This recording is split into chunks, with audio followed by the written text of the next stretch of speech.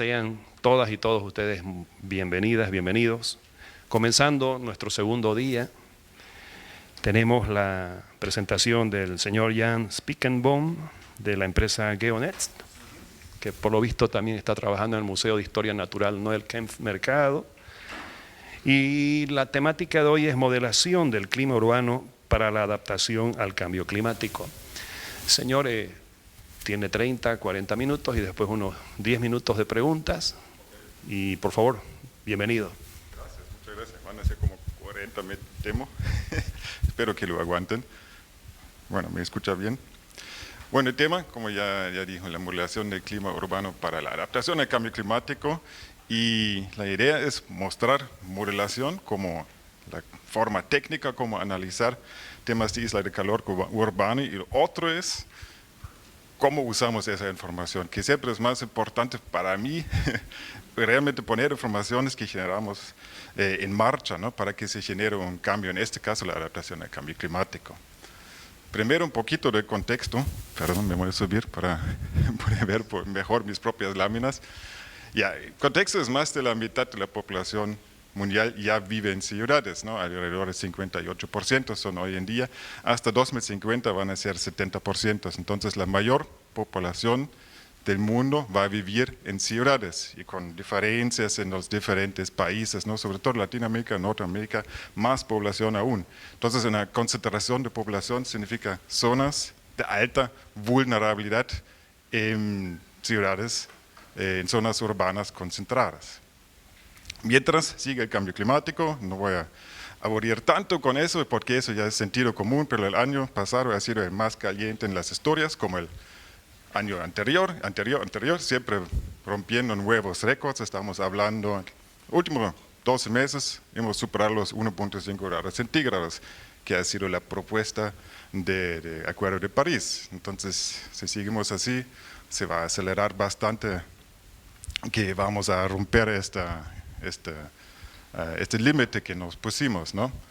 El tema de ciudades, mucha gente concentrada, la importancia está ahí, que hay mucha gente que vive, mucha gente vulnerable, gente anciana, gente con enfermedades, niños, todos son muy vulnerables al calor, y eso muestra cómo en función del cambio climático, aquí en Europa, aquí en el resto del mundo, las zonas blancas son sin datos, cómo la mortandad humana se ha aumentado en función de calor.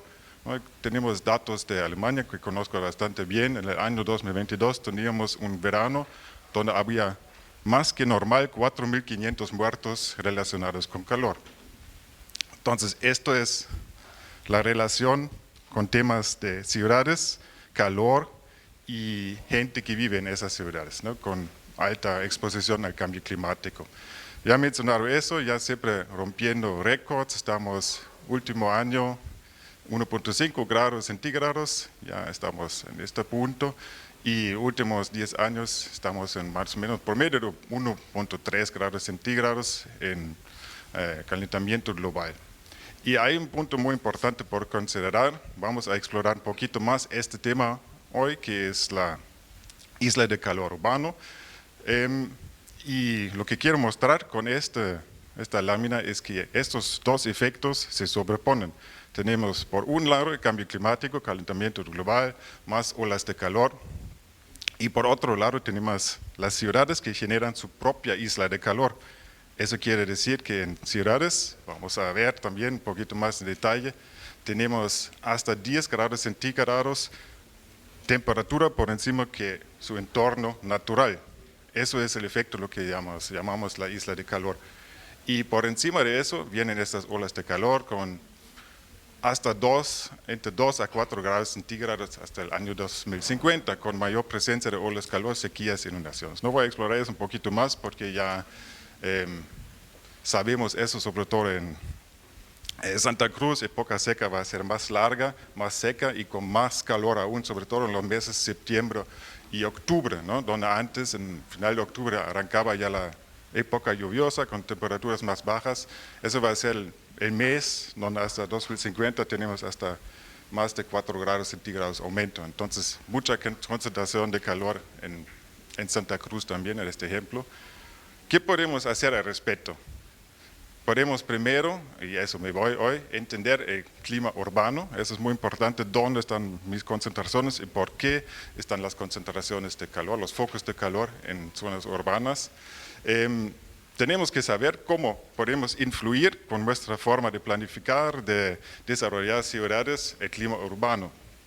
Y luego, en función de esa información, es planificar la adaptación. Y eso es muy importante, y mencionaré eso, cuando sabemos qué hacer, es realizarlo. Hay otros criterios más que es financiamiento, ¿no? En general, tenemos para responder al cambio climático, ya todos sabemos, la mitigación de reducir emisiones de gases de efecto invernadero y adaptarnos. Y eso en tema de ciudades es enfocado en la adaptación al cambio climático, a estas olas de calor y a esta isla de calor urbano, y intentar de suavizar, amortiguar a través de la planificación la isla de calor urbano. Podemos ver que si se sobreponen estos temas, estamos hablando de eficiencia energética, estamos hablando de todo lo que es temas de transporte, estamos hablando de áreas verdes en ciudades que tienen un efecto de mitigación igual de adaptación. Vamos a ver eso en más detalle. Bueno, eso era la introducción. Los impactos del cambio climático en zonas urbanas, ¿no? En breve, tenemos mayormente, el cambio climático sí tiene sus tendencias, pero su pronunciación está más marcada, está normalmente en los eventos extremos, que son islas de calor, olas de calor, sequías y lluvias extremas, que se pronuncian en inundaciones. Estamos hoy día más enfocados en estos temas, olas de calor y la sobreposición de islas de calor urbano y las olas de calor que vienen con el cambio climático. He mencionado también, primer enfoque en una ciudad como mucha concentración de gente, es la salud de la población. Pero podemos imaginarnos edificios, viviendas, áreas verdes, infraestructura, economía, energía, agropecuario, la biodiversidad, bosques y agua, todo está relacionado con calor. Y todo eso son elementos claves para el funcionamiento de una ciudad.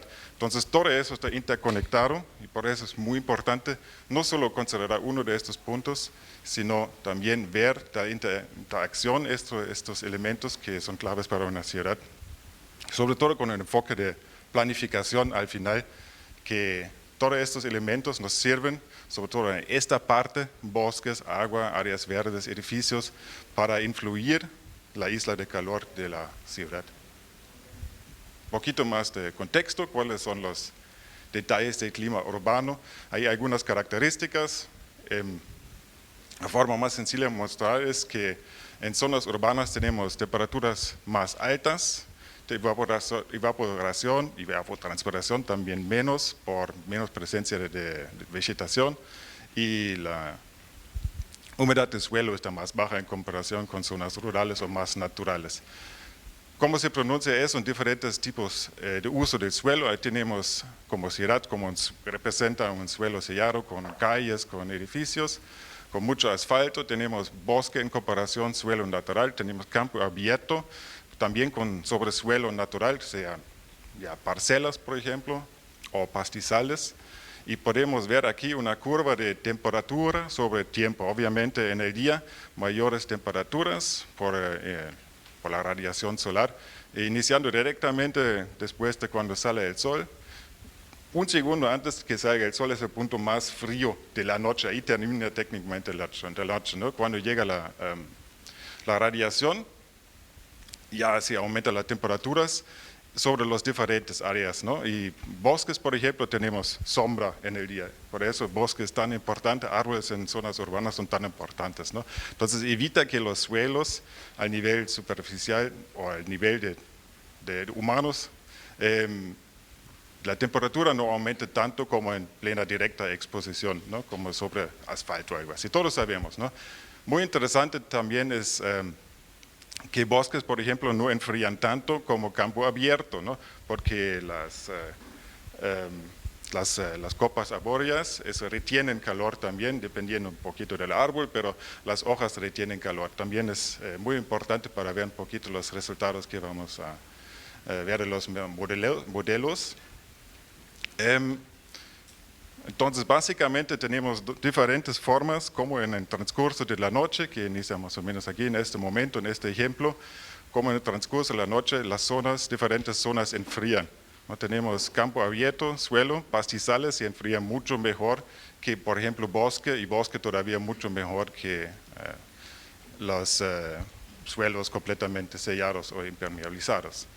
En temas de viento, tenemos ahí unas características bastante obvias. Obviamente, campo abierto no tiene obstáculos. Eso significa el viento, la velocidad del viento es mucho más alta cerca del suelo que en lugares donde hay obstáculos, sean árboles o sean edificios, por ejemplo, ¿no? Eso es muy importante, vamos a ver eso para la circulación de aire frío en la noche. Un poquito la base. Hablando de ese flujo de aire, así se ve como en un modelo CFD, ¿no?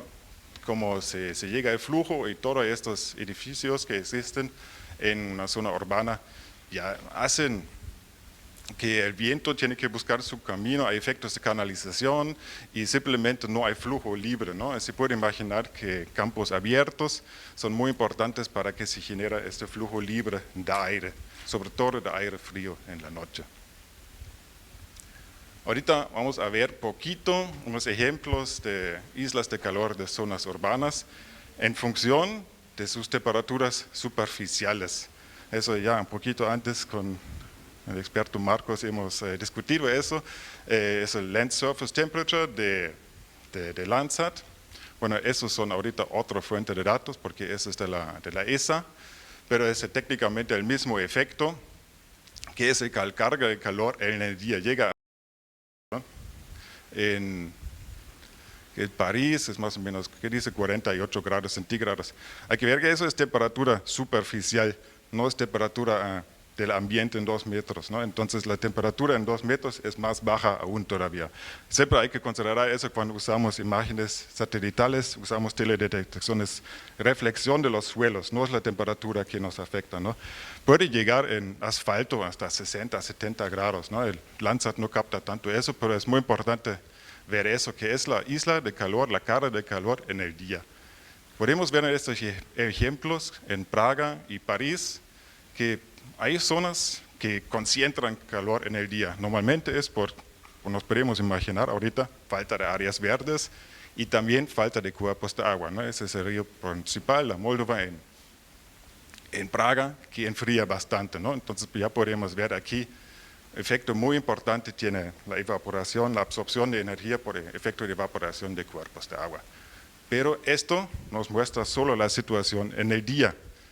Queremos saber en la noche, y eso es una investigación que se hizo para Madrid, y podemos ver en temperaturas, sin ver los absolutos, en el día tenemos, aún en Madrid, en este ejemplo, temperaturas en partes más bajas que en el alrededor. Eso significa que Madrid no tiene bosque en sus alrededores, ¿no? Casi no tiene bosque como yo lo conozco por lo menos, ¿no? Entonces ahí te llega la radiación directamente, ¿no? Entonces se va a sentir mucho calor, mucho se calientan las superficies, ¿no? Porque no están nada protegidos. Mientras en ciudades hay sombras de edificios, hay sombras de árboles también, en Madrid hay parques, y lo que yo me voy en la noche, la situación es a la inversa, ¿no? El calor que se almacena en el día por las superficies impermeables, por las características térmicas de asfalto, de edificios, de concreto, se acumula el calor y se lo pierde mucho más lento que en sus alrededores naturales. Y eso es el efecto, cuando hablamos del efecto de la isla de calor, es normalmente lo hablamos del efecto en la noche, porque el efecto está mucho más marcado en la noche que en el día. Porque en el día, si estamos aquí en el campo abierto, en la ciudad, vamos a tener la misma temperatura como fuera de la ciudad, básicamente, porque la radiación igual llega de forma directa, ¿no? Entonces las formas, como los diferentes materiales de superficie pierden su calor en el transcurso de la noche, eso es crucial para la isla de calor. Entonces eso es el punto, lo que queremos identificar con el modelo.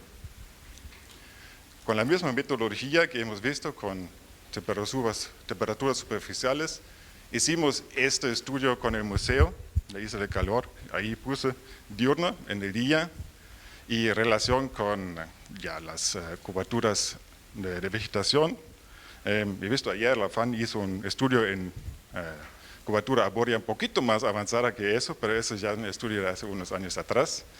Y eso es la relación con la carga de la temperatura en el día, ¿no? Y se ve diferencias bastante grandes, sobre todo donde hay agua y donde hay bosque, porque ahí el bosque da sombra y la evaporación se puede también identificar con evapotranspiración. Mejor dicho, se puede ver que esas zonas son más frías. Si hacemos un perfil desde el centro hasta la zona de los sauces, que ya no existe de esa forma porque ya está una construcción urbana, pero podemos ver que a través de este perfil cambia la temperatura de 1.5 hasta 24.4, ¿no? Entonces tenemos diferencias de temperaturas en el día, en el Santa Cruz también bastante marcadas y netamente relacionadas con sus diferentes tipos de uso de suelo, sobre todo donde hay bosques, vegetación concentrada, ya la temperatura es mucho más baja en el día porque simplemente hay mejor sombra y las superficies no se pueden calentar tanto, ¿no? También hay ciertas formas que se puede ver con estos análisis que nos muestran que ya zonas pequeñas, bosques pequeños urbanos ya tienen su impacto positivo. El problema con eso es, en estos casos de estudios, que no sabemos nada cómo es la situación de noche en Santa Cruz y no sabemos nada de los procesos dinámicos. He mencionado el flujo del viento en la noche, ¿no? Por eso les voy a mostrar el caso de estudio de modelación de la isla de calor de la ciudad de Göppingen, en el sur de Alemania. No es una ciudad demasiado grande, menos de 100.000 habitantes, pero es el último ejemplo que estoy actualmente elaborando para ellos, junto con la ciudad de Göppingen, con los planificadores. Entonces eso es como se presenta la ciudad. Tenemos aquí su centro, poquito histórico, bastante densa la construcción, zonas industriales, tenemos bosque, tenemos zonas verdes, tenemos zonas residenciales. Entonces vamos a poder verlo bien en las diferentes características, ¿no? Ya lo he mencionado, tenemos por ejemplo campos rurales abiertos, ¿no? Vamos a ver cuán importantes son estos, zonas industriales, edificios grandes, suelos muy impermeabilizados, muy pocas áreas verdes, parecido como es aquí.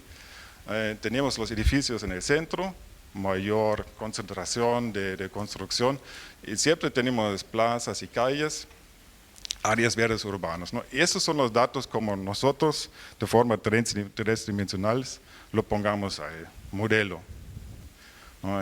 Viéndolo en grids, en raster, tenemos las imágenes aéreos, ahí sacamos informaciones de alta resolución, de 1 metro más o menos por píxel, de datos de infrarrojo. Entonces para que podemos identificar diferentes tipos de vegetación.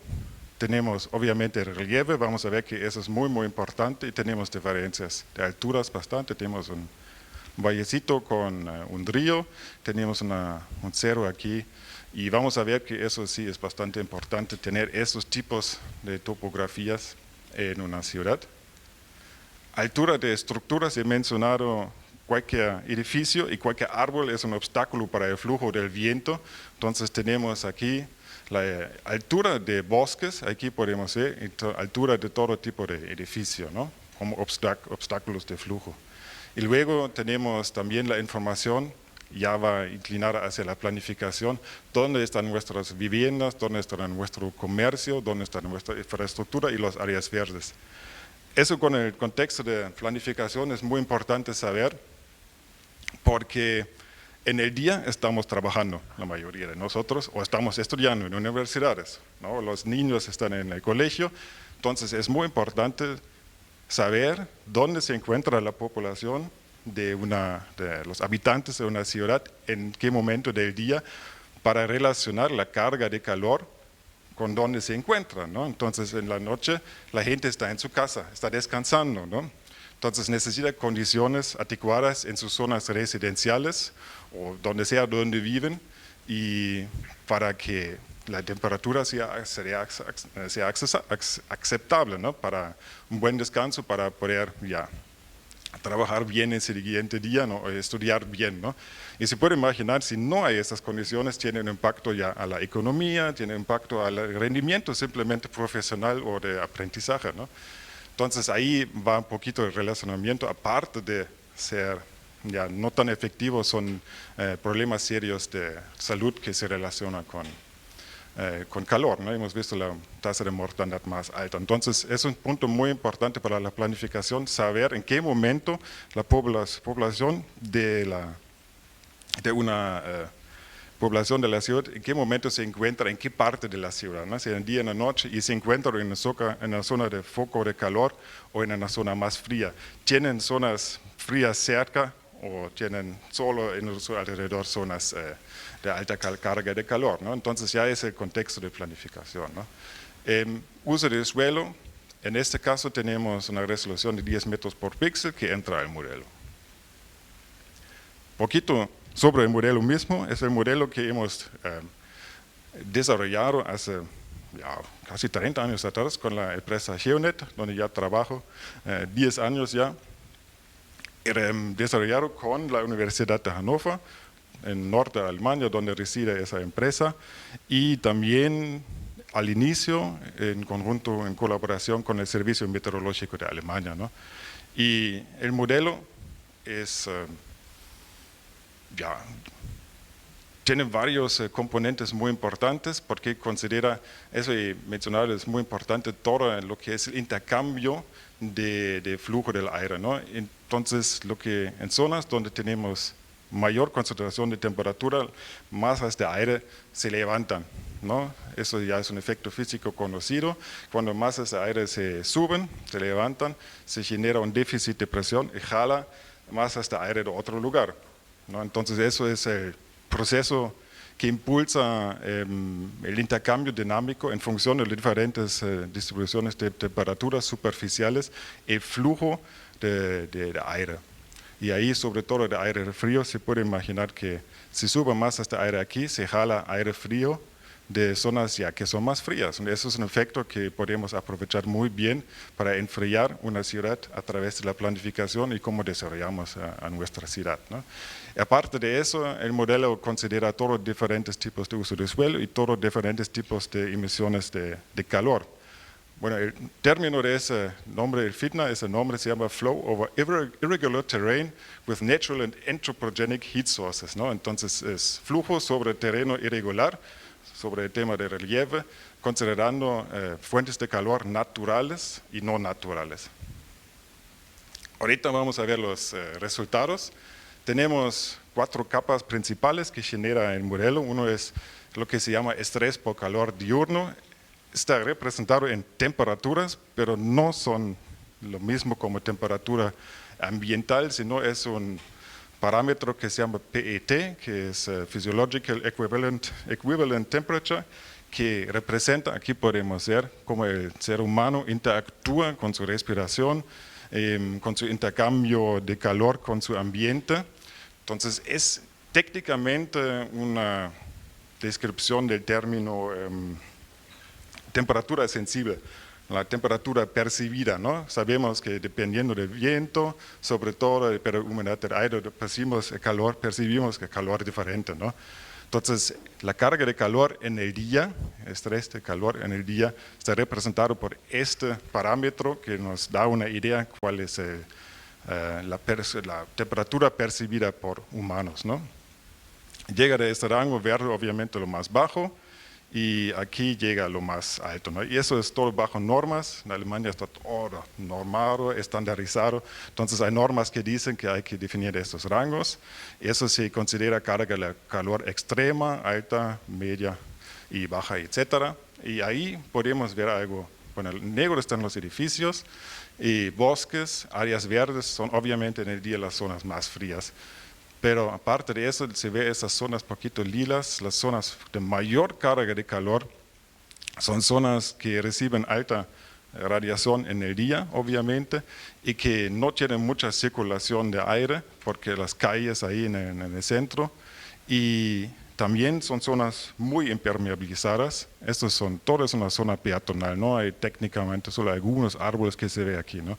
Entonces, el elemento importante para aquí es, en el día, es sombra, y ahí mejor sombra por bosques, sombra por zonas naturales. Eso hasta ahí está bastante obvio, ¿no? Y un punto por considerar, Especialmente para Santa Cruz, la imagen va a ser parecida, quizás un poquito más levantada, obviamente los valores.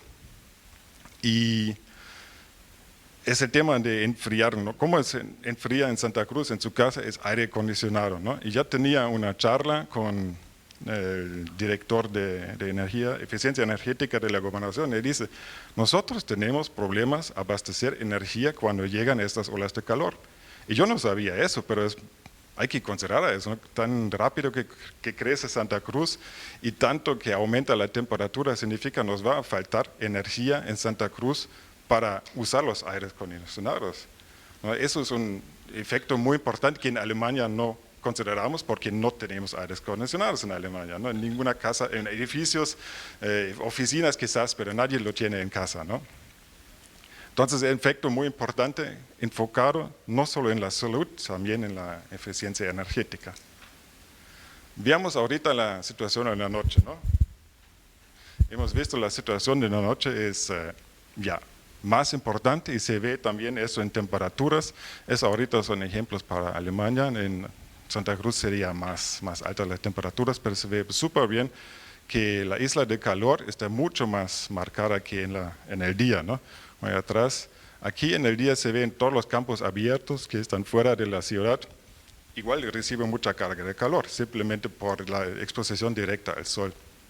En la noche, si nos agarramos este gráfico que hemos visto al inicio, son estas zonas, campos abiertos que se enfrían mucho más rápido que zonas que retienen calor, sea por falta de circulación de aire o simplemente por mucha presencia de construcciones y asfalto que acumulan el calor y no pierde muy rápido. Así se genera en las zonas más lejanas, básicamente de las zonas alrededores, la isla de calor. Y ese es técnicamente el efecto de isla de calor que vamos a ver en cualquier ciudad en el mundo, siempre dependiendo de sus propias características y su zonificación climática, ¿no? Igual se puede ver que zonas, áreas verdes, también en la noche, estos dos parques, voy a apuntar un poquito, que tienen su función también en la noche, genera aire frío, aunque aquí se notan los árboles, ¿no? Hemos visto en el otro gráfico, los árboles retienen calor en el día, se enfrían mejor que edificios o calles, pero no tanto como campo abierto, ¿no? Entonces ahí se generan poquito unas zonas que generan frío y abastecen con aire frío a estas zonas alrededores. Son efectos micro o local climáticos que son muy importantes para la consideración en temas de planificación en la ciudad. Ahorita voy a ver los procesos dinámicos, ¿no? ¿Cuál es el driver que alimenta estos procesos? Sobre todo he mencionado el efecto del isla de calor mismo, donde hay aire caliente, se sube la masa de aire y llega aire frío de sus alrededores, ¿no? Más allá, siempre donde hay pendiente, aire frío en la noche va hacia abajo, como agua, pero mucho más lento. Y tenemos circulaciones en diferentes valles donde en la noche se genera, la base del valle se queda más caliente y también eso jala masas de aire frío, ¿no? Son efectos dinámicos por las diferentes distribuciones de temperaturas superficiales, ¿no? Ahí se generan estas capas de flujo de viento, velocidades de viento. Mientras más azul, son velocidades de viento más altas, ¿no? Y no sé si se ve bien esas flechitas que nos indican que la dirección del viento, pero básicamente aquí tenemos estos pendientes alrededor de la ciudad y todo el flujo del aire va llegando hacia donde pueda, ¿no? Se ve bastante bien. Aquí tenemos un obstáculo diagonal al viento, obviamente es algo que no queremos hacer en la planificación de una ciudad, entonces llega aquí y se genera un obstáculo donde baja ya completamente la velocidad del viento. Con la consecuencia, al centro, aquí ya casi no llega nada de flujo de viento. Entonces eso es muy importante para entender cómo son los procesos dinámicos. Y hay un parámetro más, que es justamente el volumen de aire frío que está definido por su extensión vertical y su velocidad, cómo se mueve, ¿no? Volúmenes de aire frío pueden ser llega hasta 60, 80 metros, siempre depende del lugar, normalmente es mucho menos, y se puede ver cómo ahí llega aire frío de alto volumen y rápidamente se estanca con las construcciones, ¿no? Ahí estas estructuras que son muy importantes para cualquier ciudad, que son abiertas por alguna razón de construcciones que hacen llegar las masas de aire frío más al centro y enfrían estas zonas, por ejemplo, ¿no? Eso es lo que llamamos corredores de aire frío en Alemania, y la planificación de cualquier ciudad en Alemania ya es considerado eso, sobre todo en la extensión de la ciudad. Dentro de una ciudad ya no hay tantas opciones, pero en la extensión es muy importante considerar y dejar abiertos estos corredores, ¿no? Para que llegue este aire frío, ¿no? Este ejemplo de zonas industriales que se hizo hace, no sé, 30, 40 años atrás, no tenía ese conocimiento y se hizo estos obstáculos que retienen realmente de forma negativa este flujo de aire frío, ¿no? Estos son los efectos muy importantes para conocer los resultados del modelo. Ahorita veamos un poquito qué significa eso en la planificación. Ahí diferenciamos la ciudad en dos diferentes tipos, básicamente. Son las áreas construidas, son las zonas para enfriar, donde vive la gente, donde trabaja la gente. Aquí hicimos la diferencia también. Zonas esas grises son zonas comerciales o no utilizadas para vivienda, donde la gente trabaja. Todo lo que es negro son zonas de vivienda residenciales donde la gente vive. Al lado derecho tenemos las áreas verdes, lo que ya llamo aquí zonas frías. Eso quiere decir el aire frío se genera básicamente de mayor cantidad en estas zonas frías. Y estas son las zonas para enfriar. Ahorita, conociendo todos los procesos dinámicos, queremos obviamente en la planificación que estas zonas que nos proveen con aire frío sean ya bien distribuidas y accesibles por la gente, ¿no? Que sea ya realmente en las posiciones óptimas para que enfríe de la forma mejor el tema de calor de la ciudad, que estamos ya con concentración en el centro, ¿no? En planificación hacemos este tipo de mapa que ya está bastante complejo, pero considera en un producto, ya hicimos en como más o menos 100 ciudades en Alemania, creo que es bastante más. En conjunto, en colaboración con los planificadores, elaboramos este tipo de mapa, que une la situación en día, en la noche, un mapa como una herramienta de planificación, ¿no? Y para determinar las importancias de tomar medidas para disminuir el calor, tenemos zonas residenciales que tienen su patio verde, ¿no? Hay mucha carga de calor, pero tenemos las zonas con mucha carga de calor, sea en el día o en la noche, zonas residenciales y zonas en el centro y zonas comerciales, y aquí esta zona residencial, por ejemplo, que sufre bastante por calor en el día y en la noche, ¿no? Entonces, eso es un ejemplo para una herramienta de planificación. Siempre ajustamos a los requisitos de cada municipio, ¿no? Y aquí se puede ver que estas flechas azules indican ya flujos de aire frío importantes, y esto aún más importante, que es un vallecito que ya hemos visto que transporta muchas masas de aire hacia el centro y también desde el norte. Son zonas cuando se desarrolla la ciudad, por ejemplo aquí zona residencial, gente quiere ampliar, urbanizadores quieren poner viviendas, ¿no? Ahí tenemos que determinar un término que lo llamamos de importancia de conservar las áreas verdes. En este caso es un campo semiabierto, como lo conozco del lugar. Entonces son zonas muy, muy importantes porque están cerca, enfrían bastante bien por el momento esas zonas residenciales. Para no perder esa función, tenemos con mucho cuidado desarrollar estas zonas. Y esos son los desafíos hoy en día en desarrollar ciudades, ¿no? Esta ciudad, no sé, tiene ya unos cientos años de antigüedad, ya ha crecido, ¿no?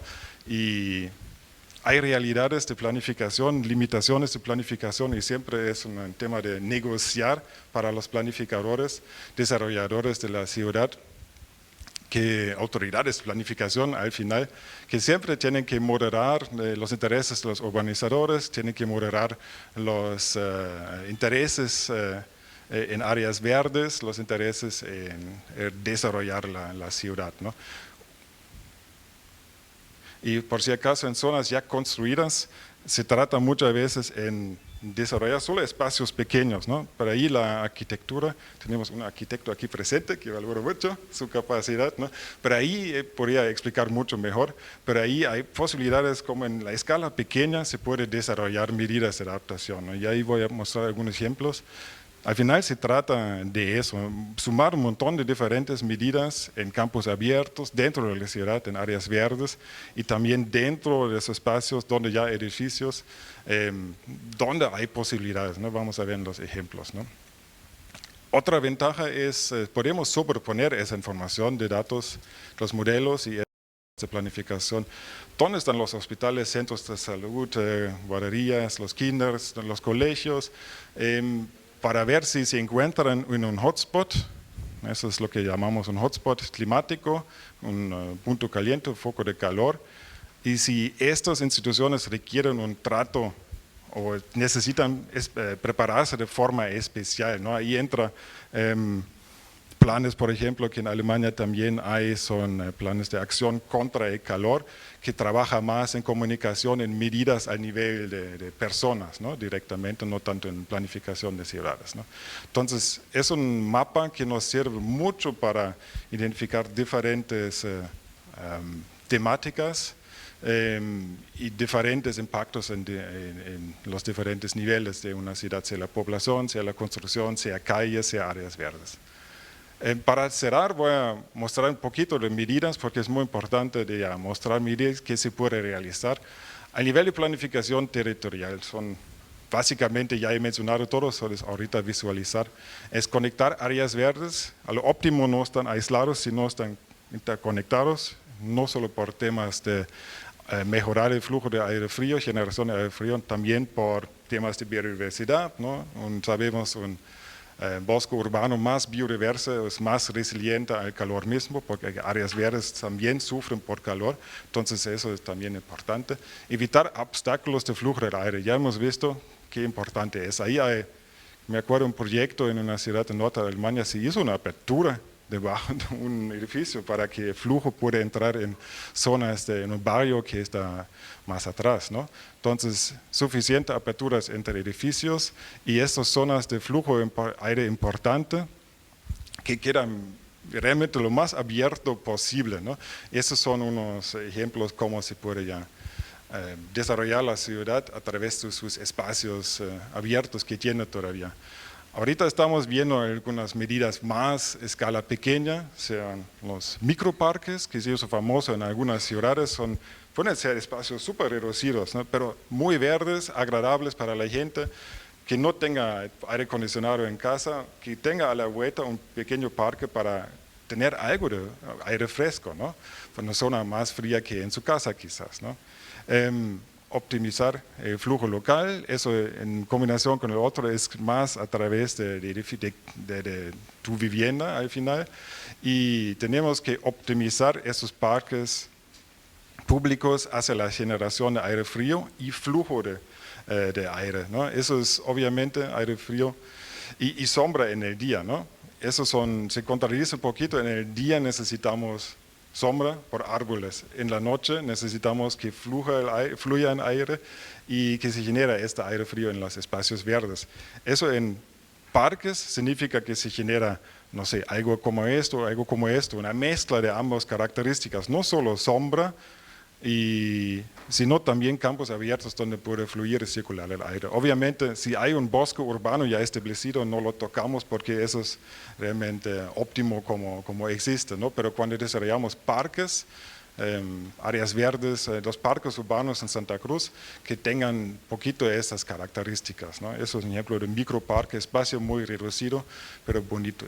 A nivel de edificios, tenemos las opciones de fachadas verdes y techos verdes, ¿no? Ahí hay techos verdes extensos, intensos y extensivos. Lo que llama extensivo significa solo un pasto o hierbas, mientras lo intensivo sea plantas mucho más altas, hasta huertos urbanos se pone ahí, ¿no? Entonces ahí tenemos opciones. Eso es muy importante también para la eficiencia energética del edificio mismo. Eso ya ya no vas a necesitar tanto el aire acondicionado porque la naturaleza, las plantas ayudan en enfriar, ¿no?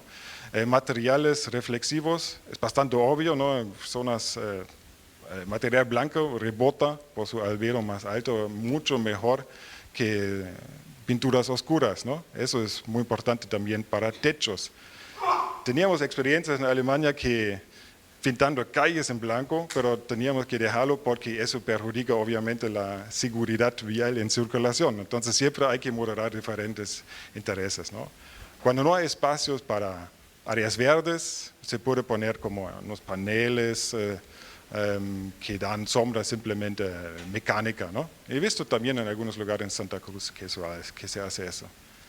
A nivel de espacios públicos, son medidas realmente de pequeña escala, ¿no? Pero el principio general es disminuir el sellado de superficies, ¿no? Mientras menos asfalto tenemos, mejor, ¿no? Árboles, cada árbol ayuda y diferentes formas de plantaciones, ¿no? Con buena forma de abastecimiento de agua. También se puede hacer en función con que capta agua de lluvias extremas, por lo menos temporalmente. Hay verdes móviles, entonces no necesita espacio para raíces en la tierra, está sobre el asfalto. Cuerpos de agua, hemos visto, sobre todo en el día, enfrían bastante bien.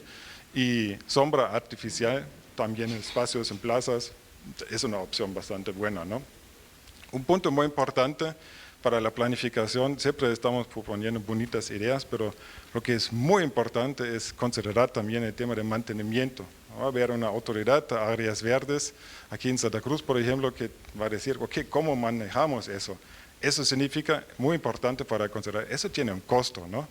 Plantas sufren por la misma ola de calor y necesitan mucho mantenimiento, ¿no? Y hay que escoger con cuidado la especie, diseñar bien el espacio, ¿no? Pero hay que siempre considerar cuando uno propone medidas el costo que viene con ella, ¿no? Entonces, para cerrar, en base al conocimiento que estamos generando con los modelos, las herramientas de planificación que ofrecemos, podemos lograr mejorar las condiciones de las ciudades y adaptarnos al cambio climático. En ese sentido, como muchas cosas en la vida, la suma de muchas medidas pequeñas hacen el éxito. Gracias.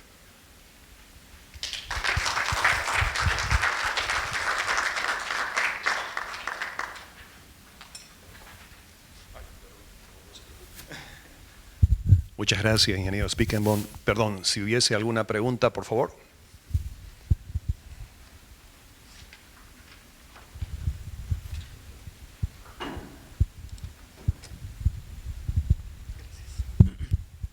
Buen día. Felicidades, Jan. Muy interesante la presentación. Me ha gustado sobre todo la última parte que muestra muchas recomendaciones a nivel de planificación y de diseño. Tengo 3 preguntas. La primera respecto al modelo y si este calcula también el confort exterior, la temperatura percibida por la persona, o si es solamente a nivel de temperatura de superficie de suelo. Esa sería la primera.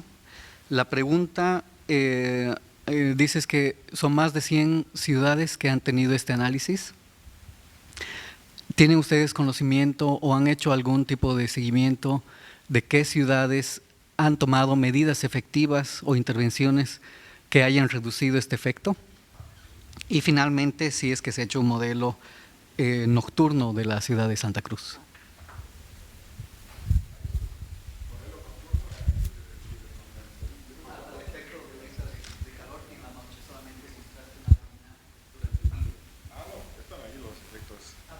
Ya, pero si no se entendía bien, perdón, podemos verlo nuevamente. Bueno, primera pregunta es que lo que modelamos es la situación en el espacio, no dentro de los edificios, ¿no? Entonces no modela lo que es la situación climática, las condiciones dentro del edificio, ¿no? Para eso sería mucho cálculo para un modelo. Entonces estamos haciendo cómo es la situación alrededor, afuera del espacio, afuera del edificio o de la casa. Obviamente eso tiene una influencia directamente al clima dentro, pero hay otras características que influyen al clima dentro de la casa. No sé si eso responde a tu pregunta. No, en realidad sí, efectivamente exterior, Ajá. pero me refería si es que también consideran el confort exterior como otros elementos, como la temperatura ambiente, la humedad, y no solamente la superficie. Ay, no es quizás no quedó muy claro, pero el modelo es muy complejo. El modelo no solo consiste de radiación, el modelo quizás se había visto la situación, las condiciones en el día, que es la PET, la temperatura fisiológicamente equivalente, que es la temperatura percibida en el día, ¿no? Eso en el modelo usa también datos de humedad de aire, humedad del suelo, toda la interacción no termina en el suelo, y la temperatura, y sí, no deje claro eso, ¿no? De la carga de calor en el día es una persona normada, 1.1 metro de altura, el centro del cuerpo, eso dice la norma alemana. Para esa altura calculamos este parámetro de carga de calor en el día. En la noche son todos valores para 2 metros de altura, no son temperaturas superficiales, ¿no? Eso hemos visto al inicio que eso es la debilidad cuando haces análisis con imágenes satelitales, eso es la temperatura superficial. El modelo justamente calcula la temperatura a la altura de humanos, ¿no? Eso sí, no he destacado eso, gracias por la pregunta en ese sentido, ¿no? Eso te explica ahorita, ¿no? Por si acaso, los datos, las condiciones que modelamos no son cualquier día en el año, siempre es un día especial donde las condiciones de carga de calor son especialmente altas. Eso quiere decir que es un día donde no hay mucho viento geostrófico, viento que sobrepone. Para Santa Cruz sería mucho viento del noroeste, sino es un día calmado de viento y es un día sin nubes. Entonces la radiación que ingresa es directa, la radiación que sale también es directa, ¿no? Entonces son condiciones de alta carga de calor. Específicamente para estos días. Los resultados se aplican para otros días también, pero son específicamente para los días de mayor carga de calor. Ahorita me olvidé de tu otra pregunta. La segunda era si es que han hecho un seguimiento de ciudades que hayan tomado acciones. Sí. La verdad que sí, y hacemos mucha evaluación a nivel de edificios y obras nuevas, por ejemplo. Sí, bueno, la experiencia es ahorita, algunos municipios, o ya varios municipios, tienen esta información y dicen si quiere a un urbanizador, una empresa que quiere construir su nuevo edificio en este campo abierto. Y el municipio dice, ok, pueden hacerlo, pero necesito tal y tal condiciones, ¿no? Entonces ya se realiza optimización de la curvatura, entonces la orientación, el volumen de los edificios, que sea paralelo al flujo y todo eso, ya se realiza eso, ¿no? Y varias empresas ya hacen parecido a esto, una experticia más detallada, hacen modelamiento a nivel de su edificio que está planificando y nosotros interactuamos mucho con ellos para optimizar el espacio, ¿no? Entonces ya existe este efecto de intercambio y ya hay normativas europeas y alemanas que también obligan a hacer cosas así, ¿no? Y sabemos de algunos barrios que se han desarrollado, por ejemplo en Múnich, que es muy activo en estos temas, que ya sí tiene un impacto, ¿no? Positivo, ¿no? De hecho, último ejemplo siempre es como en parches, nunca es la ciudad entera, ¿no? Microclima siempre se mejora, empeora en función de qué se construye en el lugar, ¿no? Clásico es que hay un campo industrial de los años 50, ¿no? Se necesitaba espacio para trabajo y se hizo un edificio, un bloque, se hizo un parqueo, ningún árbol, ¿no? Y estos edificios ya se están tumbando y reemplazando por nuevos edificios que son eficientes en energía, que tienen techos verdes, fachadas verdes, parqueos con sombra, con árboles, ¿no? Ahí podemos ver que climáticamente eso tiene un impacto muy, muy positivo, ¿no? Entonces ya existen experiencias positivas. Había una tercera pregunta, ¿no es cierto? Okay. Yeah. Antonio, ¿quién era primero?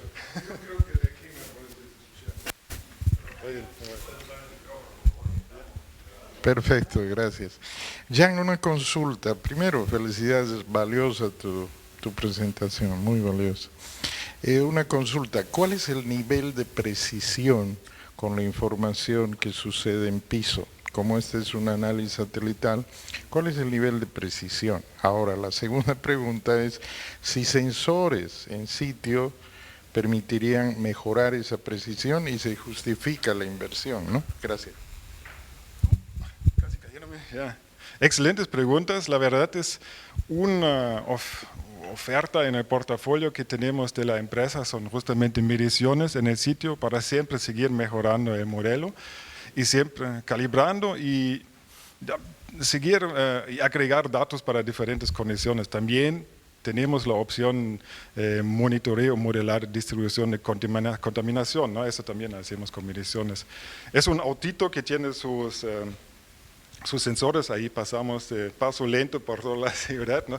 Usamos drones también para medir perfiles verticales para calibrar el modelo, ¿no? Entonces eso sí se hace, ¿no? Y el Servicio Meteorológico de Alemania, con quienes colaboramos, y otras instituciones de universidades siempre seguimos mejorando, ¿no? La exactitud del modelo es que depende de la resolución de los datos que pongamos, ¿no? Hemos visto datos de 3 dimensionales que datos de ingreso, podemos calcular, eso es un ejemplo de baja resolución, 10 metros, ¿no? Y no usamos en Alemania no usamos imágenes satelitales, usamos datos de sobrevuelos y con LIDAR, ¿no? Entonces, con mediciones de láser que tienen una alta resolución de centímetros, ¿no? De superficie, ¿no? Ahí tenemos datos de ingresos muy buenos. Lo típico para ciudades de Alemania es resolución de 5 metros por píxel. Entonces, para poder realmente identificar los espacios de aquí hacia el frente, 10 metros de aquí hacia el frente ya sale en el modelo, pero ya no tan bien, 5 metros mejor. Lo que estamos actualmente experimentando, usar un modelo que nos da informaciones de 5 metros hasta 1 metro. Eso es muy importante porque los clientes ya piden, tenemos techo verdes y ahí hacen espacios verdes en edificios, arbolcitos, un cafecito ahí y unos arbustos, lo que sea, no solo pastito, ¿no? Entonces tienen la demanda que quieren modelar eso, el impacto, ¿no?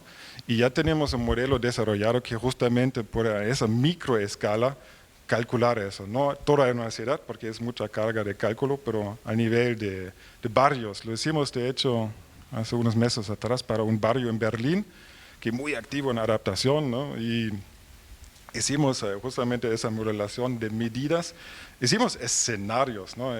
Si pongamos este tipo de techo verde o este tipo de fachadas, calculando escenarios que tienen mayor impacto, ¿no?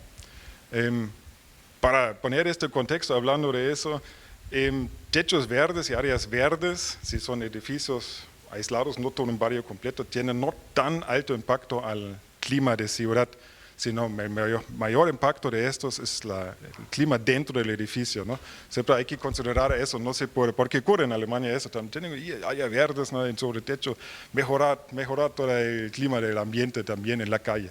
No es así, tienes 4 o 5 pisos, si tienes un área verde en tu edificio, no tiene impacto al nivel de calle. Claro, sí, claro, ¿no? Hay que combinar las medidas bien, ¿no? Eso un poquito más que era tu pregunta, pero un poquito de contexto. Marcos, Andrea. Listo, gracias. No, mi pregunta era, bueno, también sobre cómo se determina el PET y cómo resuelven la modelación del viento, de las masas de aire, ¿no? Porque hay por lo menos ese tema de las masas ascendentes y las que entran en el Lindraft o los vientos, ¿no? Que después veo una reducción de escala, no sé si a 100 metros o cómo lo resuelven, cómo lo modelan eso. Ahí estamos mucho en detalle.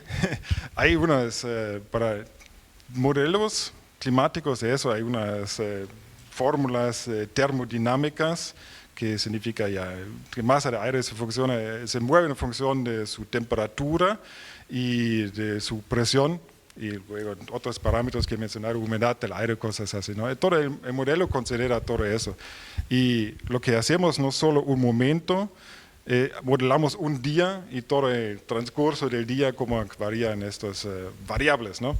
Y es decir, arrancamos en la tarde, o diga, sí, en la tarde sería correcto, arrancamos el modelo y el modelo modela cada paso, ¿no? Cómo se genera diferentes temperaturas en función de las características de los materiales, y ahí se empieza a generar el flujo de intercambio, ¿no?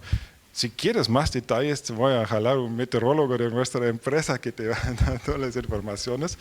Pero básicamente es eso, es un modelo muy, muy dinámico que hace que en base de ecuaciones de termodinámica calcula eso. Eso no es sencillo, ¿no? Es bastante avanzado y no es algo que se hace en el script de Google Earth Engine o algo así, ¿no? Eso es bastante avanzado. Por si acaso, del modelo hay una variante que es libre de acceso, open source.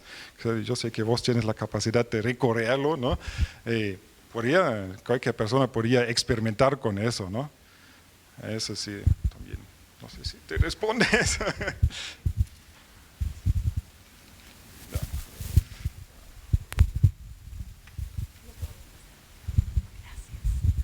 Buenos días, Jan. Una pregunta rapidita. ¿Cuál es el impacto o cómo influye el tipo de estabilidad atmosférica? O sea, el tipo de atmósfera para el grado de temperatura que se da en una ciudad X. Claro, la estabilidad atmosférica tiene mucho impacto sobre el clima, ¿no?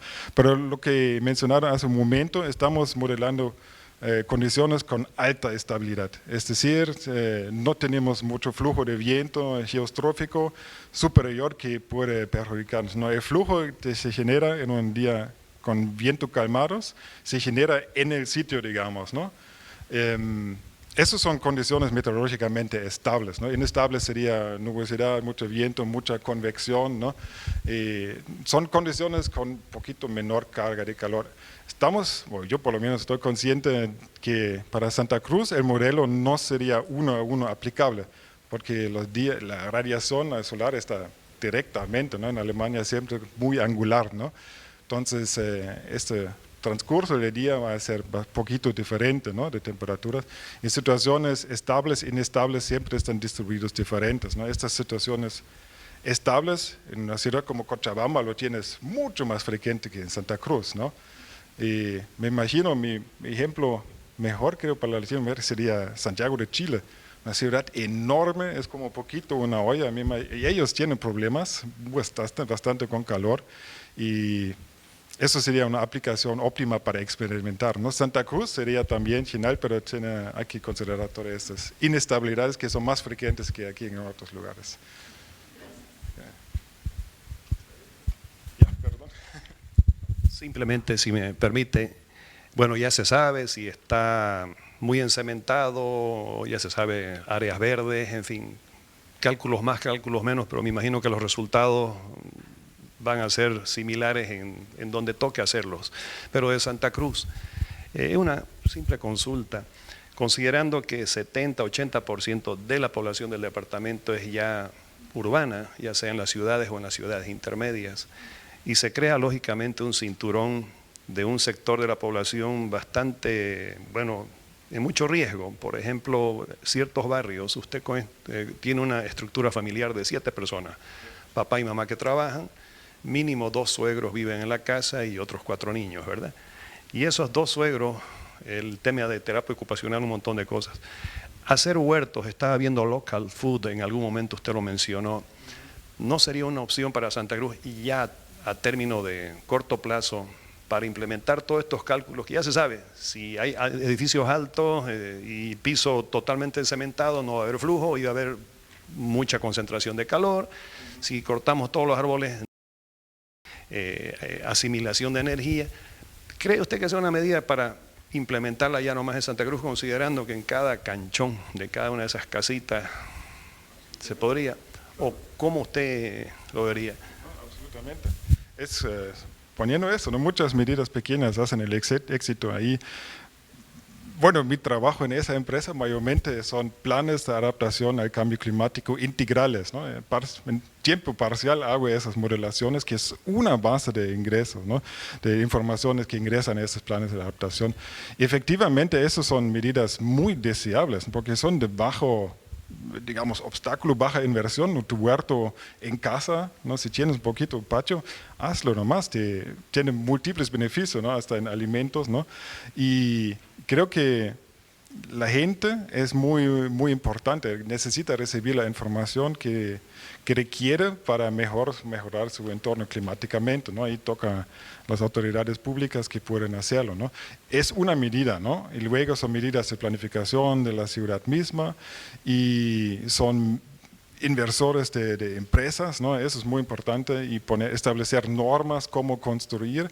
Áreas verdes son súper claves. Por ejemplo, si ese barrio quizás ya arrasaron con todos los árboles en Alemania, luchamos para cada árbol, luchamos para devolver árboles a las ciudades, ¿no? Mejor es no tumbarlo, ¿no? Pero si tienen, por ejemplo, un barrio con alta carga de calor, que por lo menos se planifica un parquecito con mucha sombra, que se enfría bien también en la noche, para que la gente con sus suegros pueden pasar la noche o la tarde en esa placita para buscar alivio de calor, ¿no? Esa cercanía para acceso para la población es un factor muy, muy importante. ¿Una pregunta más? ¿Tienes un comentario, alguna pregunta? ¿Una crítica quizás? ¿Crítica quizás? No creo. No pues. Hay que ser crítico. Buenos días, gracias por tu exposición. Yo quería volcarla, tu estadística y tu análisis. ¿Cómo podríamos prevenir este impacto climático, pero con el frío que están teniendo las ciudades? Esa es una pregunta crítica. ¿Con el frío a qué se refiere? Lo mismo, vemos temperatura baja que hoy en día Ya. en zonas periféricas de la ciudad, vemos que los animales están muriendo por las olas de frío. Ya, claro.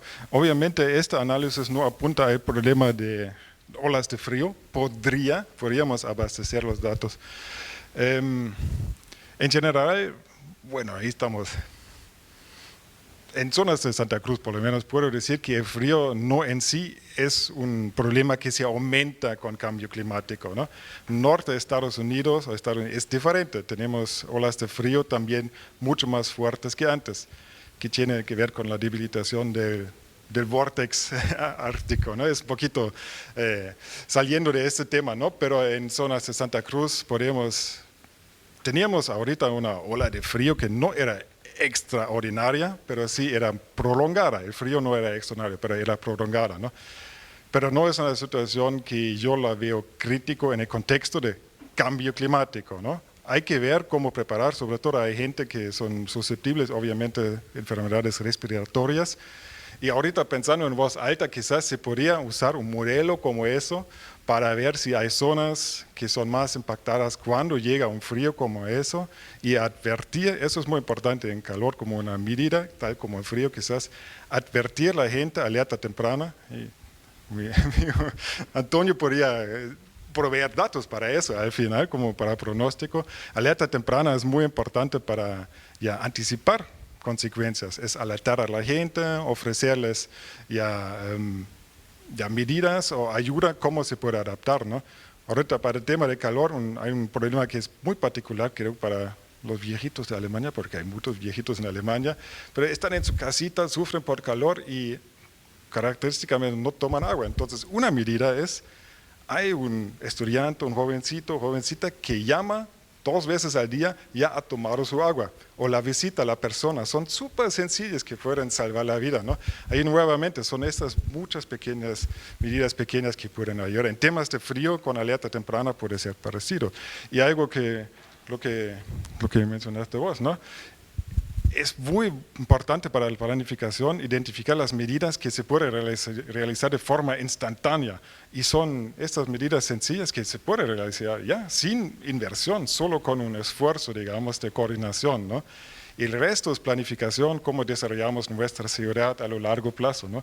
Por eso ya he pedido también de ciudades con quienes trabajo, es el enfoque, ¿qué podemos allá, ahorita? ¿Qué podemos hacer ya? ¿No? Eso es muy importante. ¿Me permite una pregunta? Claro. Gracias, Jack. Mi nombre es Heiler y soy aquí apoyo de la pastoral universitaria. Y tengo docencia en humanismo cristiano. Y quería preguntarte, bueno, dentro de la cátedra de humanismo cristiano tenemos la parte teórica y la práctica y el lado práctico en la que desarrollamos algún proyecto de desarrollo humano, de desarrollo social. Quería preguntarte si de pronto nos puedes orientar para llevar adelante con los estudiantes, algunos son de ingeniería, otros de arquitectura, otros de medicina, algún proyecto de desarrollo urbano, y si tú nos puedes tutorear, y si es que es positivo, bueno, me das tu nombre, tu número de teléfono, etcétera, y nosotros partiríamos desde una conferencia aquí en la universidad o en la institución donde tú estás y hacemos el trabajo in situ, etcétera. Y eso quiero preguntarte, si es posible que tengas voluntarios. Claro, claro, con todo gusto, ¿no? Y también me atrevo a decir, invitar a los otros investigadores del museo, ¿no? Porque no se destacó tanto, ¿no? Pero ahí dice, no soy solo de la empresa GeoNet, sino hay siempre intercambio con el museo también, ¿no? Y con todo gusto colaborando a todo lo que ayuda en evaluar medidas, obras, lo que sea, ¿no? El intercambio siempre es muy importante. Hemos hablado de eso en la ciencia, ¿no? Se trata del intercambio, ¿no? Y yo estoy plenamente abierto y las condiciones como lo hacemos lo vamos a ver. Te agradecemos, luego me das tus datos para que... Ahorita mismo, claro, claro.